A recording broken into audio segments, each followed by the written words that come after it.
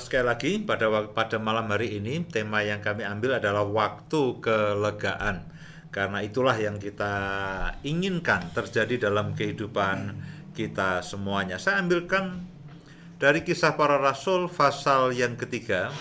Dari Kisah Para Rasul pasal yang ketiga, harusnya kalau Bapak Ibu itu bisa ada punya waktu, Bapak Ibu bisa membaca mulai dari ayat yang ke-11, tetapi saya akan baca saja mulai dari ayat yang ke-19. Ayat yang ke-19. Ini adalah khotbah Petrus setelah pencurahan Roh Kudus. Khotbah Petrus setelah pencurahan Roh Kudus. Dikatakan begini, karena itu sadarlah dan bertobatlah.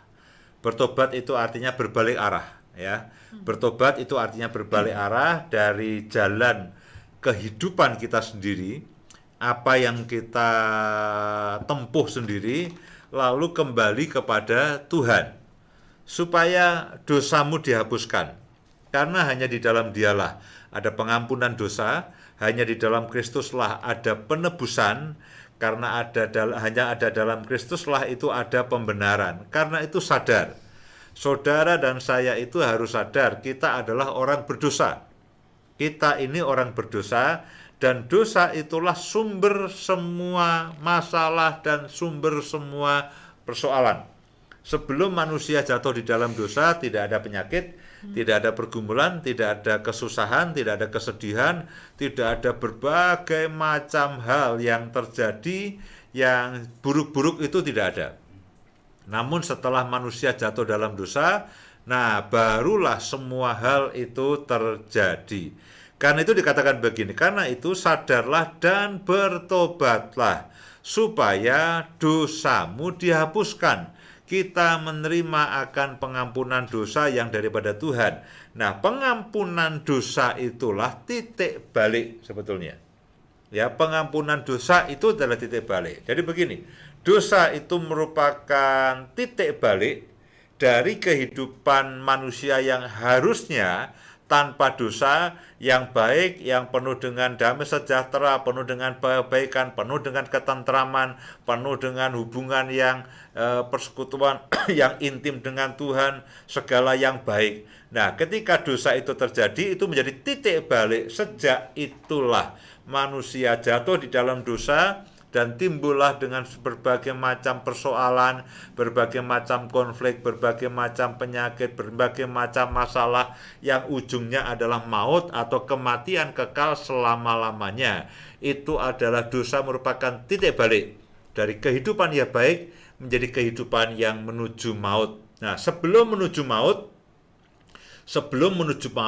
dosa sudah memberikan pemanasan bagi kita dengan segala macam masalah, dengan segala macam persoalan, dengan segala macam sakit penyakit, dengan segala macam pergumulan. Ini semacam pemanasan sebelum sampai kepada neraka, kematian kekal selama-lamanya atau maut. Nah, penyebabnya adalah dosa. Selama dan sejauh dosa ini tidak dibereskan, kehidupan kita tidak akan pernah menjadi baik. Sama dengan kalau kita punya motor, kita punya mobil. Lalu kita lihat ini mobil kok jalannya sudah tersendat-sendat. Ini mobil kok secara berkala itu mogok.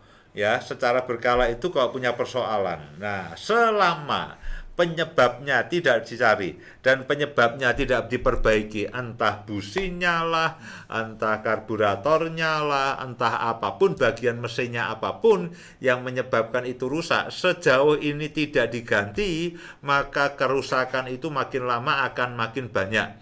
Dan sebelum betul-betul berhenti dengan sempurna, ini mobil akan terus mengalami cobaannya. Ya, mengalami masalahnya dengan mati sendiri di tengah jalan, ya pagi-pagi tidak berada di starter, lalu jalan tidak lancar, tersendat-sendat dan sebagainya, sampai akhirnya mogok dengan sempurna. Ya, sampai mogok mati dengan sempurna, akhirnya tidak bisa jalan. Sama.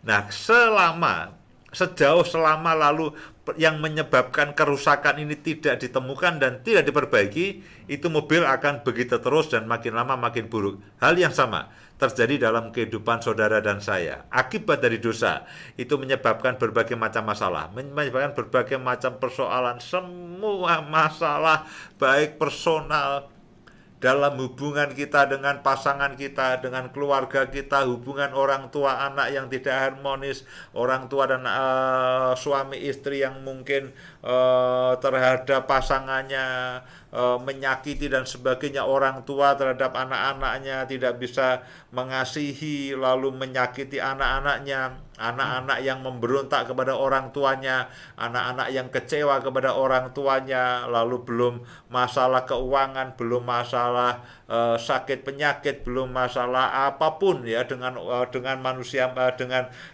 kolega-kolega yang lain, dengan tetangga-tetangga yang lain, apapun masalahnya, itu adalah akibat dari dosa dan itu adalah pemanasan.